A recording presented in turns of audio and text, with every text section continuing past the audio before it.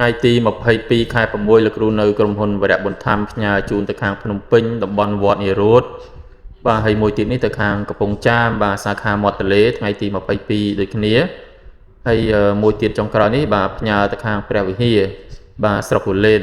តាមក្រុមហ៊ុនបាទវរៈបន្ថែមអរគុណបងប្អូនដែលមានការគ្រប់គ្រងនិងជឿជាក់ជូនពរហេហេទាំងអស់គ្នា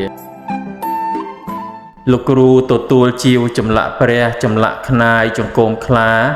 របស់សុទ្ធរបស់ស៊ីនពិតប្រកបផ្ញើជូនគ្រប់ខេត្តក្រុងប្រកបទៅដោយទំនុកចិត្ត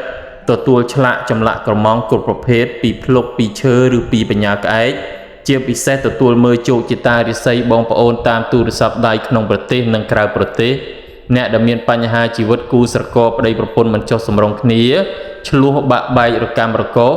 អ្នកដែលមានបញ្ហាមុខរបររស៊ីធ្លាក់ចុះឧបសគ្គជីវិតច្រើនការងារគេចរណែនឈ្នានីនេះសុខភាពគឺយើងមើលឲ្យទាំងអស់បងប្អូនចង់ទូទាយឬចង់ជាវតាក់ទងលោកគ្រូតាមលេខទូរស័ព្ទលើវីដេអូនេះ098 496 498